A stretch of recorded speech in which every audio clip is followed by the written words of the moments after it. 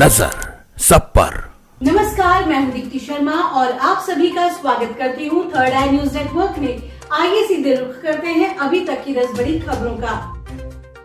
Ukraine को America देगा विनाशक हथियार, $300 मिलियन के नए सैन्य सहायता पैकेज का ऐलान। बाइडेन ने ली राहत की सांस, डिफॉल्टर होने का खतरा टला। अमेरिकी संसद की प्रतिनिधि सभा यानी हाउस ऑफ रिप्रेजेंटेटिव ने सरकार की कर्ज सीमा को बढ़ाने का विधेयक स्पष्ट बहुमत से पारित कर दिया है। वहीं बीते 6 महीने से तकनीक की दुनिया में चैट जीपीटी छाया हुआ है।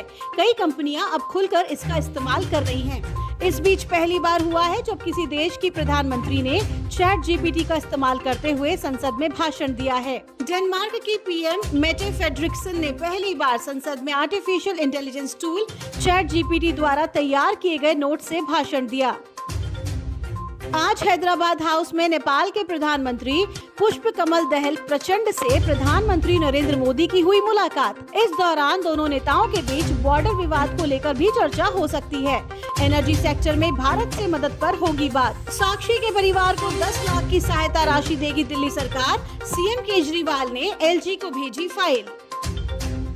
मणिपुर में शांति बहाल करने के लिए त्रिआयामी दृष्टिकोण पर काम कर रही है केंद्र। शाह बोले तुरंत समाप्त होनी चाहिए हिंसा। सरकार मणिपुर में शांति बहाल करने के लिए त्रिस्तरीय दृष्टिकोण पर कर रही है काम। इनमें प्रभावित लोगों के साथ बातचीत करना, विस्थापित लोगों का बड़ी सुरक्षा के साथ पुनर्वास करना और विद्रोहियों पर नियंत्रण करना शामिल है। Deputy CM DK Shivakumar बोले एनईपी लागू नहीं करेगा कर्नाटक, राज्य की अपनी शिक्षा नीति होगी जो एनईपी से अलग होगी। डिप्टी सीएम ने कहा हमें घोषणा पत्र लेकर आए हैं। कर्नाटक के मुख्यमंत्री सिद्धारमैया ने पाठ्य पुस्तक मामले पर लेखकों और संगठन प्रमुखों के साथ की चर्चा कि कैसे वो पिछली भारतीय जनता पार्टी सरकार के तहत किए गए परिवर्तनों को पूर्ववत कर सकते हैं। उत्तराखंड सरकार का छात्रों को तोहफा, अब हर महीने दी जाएगी छात्रवृत्ति। मुख्यमंत्री उच्च शिक्षा छात्रवृत्ति योजना को लागू करने पर सहमति। 2023-24 शैक्षणिक सत्र से लागू होने वाली योजना से राज्य विश्वविद्यालय और सरकारी कॉलेजों में किसी भी नियमित पाठ्यक्रम के स्नातक और स्नातकोत्तर छात्र हो सकते हैं लाभान्वित। इंटरमीडिएट परीक्षा में 80% या उससे अधिक अंक प्राप्त करने वाले प्रथम वर्ष स्नातक पाठ्यक्रम के छात्रों को ये छात्रवृत्ति मिल सकती है। दूसरे और तीसरे वर्ष के छात्रों को पिछले साल 75% उपस्थिति पूरी होने पर तथा कम से कम 60% अंक हासिल करने पर ये छात्रवृत्ति मिलेगी। खबर उत्तर प्रदेश से, जहां नगर निकायों के नवनिर्वाचित मेयर अध्यक्षों की कार्यशाला आज। मुख्यमंत्री योगी आदित्यनाथ हुए शामिल। डिप्टी सीएम केशव प्रसाद, ब्रजेश पाठक भी रहे मौजूद। इस अवसर पर नगर विकास मंत्री एके शर्मा ने कहा प्रदेश में ट्रिपल इंजन की सरकार ने शुरू किया कार्य। सभी नवनिर्वाचित प्रतिनिधि नगर विकास विभाग परिवार के बने अंग और क्या कुछ कहा सुनिए। यानी कि 1 जून को एक बहुत ही ऐतिहासिक कार्यशाला का आयोजन किया गया है। ऐसी कार्यशाला मुझे नहीं लगता कि पहले उत्तर प्रदेश में कभी ऐसी कार्यशाला हुई होगी किसी चुनाव के बाद। मैं तो यहाँ तक कह सकता हूँ कि शायद पूरे देश में ऐसी कार्यशाला शायद पहली बार हो रही होगी। वहीं यूपी में 5 आईएएस अफसरों के तबादले। एसीएस वित्त प्रशांत द्विवेदी हटाए गए। दीपक कुमार को एसीएस वित्त का अतिरिक्त चार्ज। कानपुर के मंडलायुक्त राजशेखर का भी तबादला। सचिव कृषि बनाए गए राजशेखर लोकेश एम कानपुर के नए कमिश्नर। यूपी में हर परिवार की बनेगी फैमिली पासबुक, एक परिवार एक पहचान योजना के तहत होगा कार्य। सीएम योगी ने दी मंजूरी।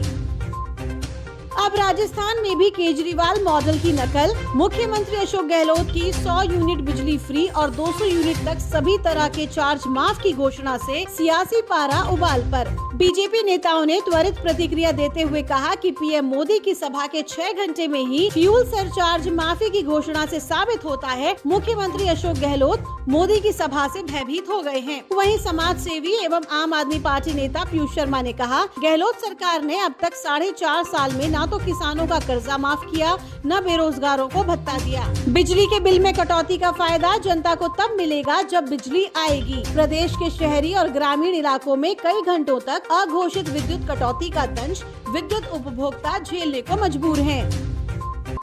5 जून को अयोध्या में होने वाली पंचायत पर बोले राकेश टिकैत, कहा बच्चियों के आरोपों का संत महात्मा दे जवाब। 13 महीनों तक किसानों की आवाज नहीं सुनी गई, पहलवान बच्चों की आवाज 40 दिन में कैसे सुनाई देगी। उन्होंने कहा कि सरकार आरोपी के बचाव पर आएगी तो नाबालिग को बालिग और बालिग को नाबालिग कर देगी। वर्ल्ड मिल्क डे आज दुनिया में सबसे अधिक दूध का उत्पादन भारत में 23% हिस्से पर कब्जा। 1970 में जहां 107 ग्राम प्रति व्यक्ति रोज दूध की खपत थी, वहीं 2022 में ये बढ़कर 444 ग्राम प्रति व्यक्ति हो गई है। वहीं रायगढ़ में आज से राष्ट्रीय रामायण महोत्सव का विराट आयोजन, सीएम भूपेश बघेल ने किया ऐतिहासिक महोत्सव का शुभारंभ। मुख्यमंत्री इस मौके पर रायगढ़ जिले को 465 करोड़ रुपए से अधिक के विकास कार्यों की सौगात देंगे। सारा ने ट्रोलर्स की जुबान पर लगाया ताला, बोली महाकाल जाऊं चाहे अजमेर शरीफ मेरी मर्जी।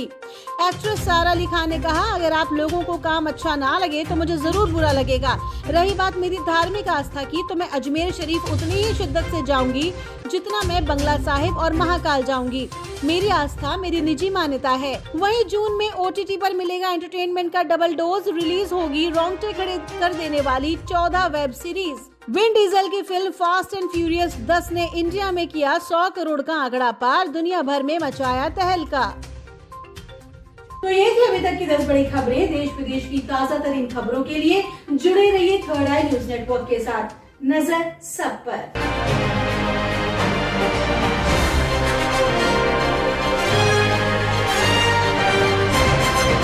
नजर सब पर।